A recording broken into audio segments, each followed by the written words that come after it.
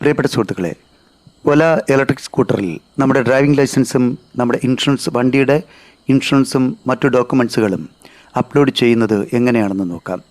നമ്മുടെ ഒല ഇലക്ട്രിക് സ്കൂട്ടറിൻ്റെ ഡിസ്പ്ലേയിൽ നിന്നുകൊണ്ട് തന്നെ ഇത് നമുക്ക് കാണാൻ കഴിയും. അതുപോലെ ഇൻസ്പെക്ഷൻ വരുന്ന ഉദ്യോഗസ്ഥർക്ക് നമുക്കിത് കാണിച്ചു കൊടുക്കാനും കഴിയും. അപ്പോൾ അതിനുവേണ്ടി നമ്മുടെ മൊബൈലിൽ ഒല ഇലക്ട്രിക് എന്ന് പറയുന്ന ആപ്പ് ഡൗൺലോഡ് ചെയ്ത് ലോഗിൻ ചെയ്തിരിക്കണം. ഡ്രൈവിംഗ് ലൈസൻസിൻ്റെ ഫോട്ടോയും ഇൻഷുറൻസിൻ്റെ ഫോട്ടോയും അതുപോലെ റോഡ് ടാക്സിൻ്റെ ഫോട്ടോയൊക്കെ നമ്മൾ എടുത്ത് മൊബൈലിൽ തന്നെ വെച്ചിരിക്കുക. മൊബൈലിൽ നിന്ന് വേണം ഇത് അപ്ലോഡ് ചെയ്യാൻ.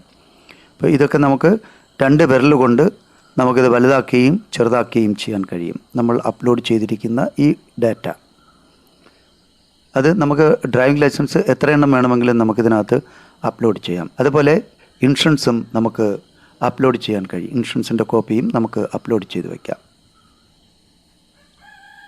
ഓക്കെ, അപ്പോൾ മൊബൈൽ ആപ്ലിക്കേഷൻ ഓപ്പൺ ചെയ്യുക. അതിൽ ഏറ്റവും താഴെ റൈറ്റ് സൈഡിൽ 5ാമത് കാണുന്ന ഐക്കൺ ക്ലിക്ക് ചെയ്യുക.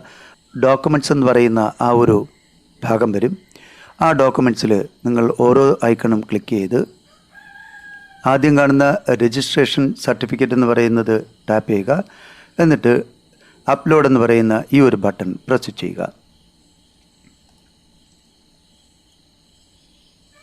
നമ്മുടെ മൊബൈലിൽ കിടക്കുന്ന രജിസ്ട്രേഷൻ സർട്ടിഫിക്കറ്റ് അപ്ലോഡ് ചെയ്ത് കൊടുക്കുക.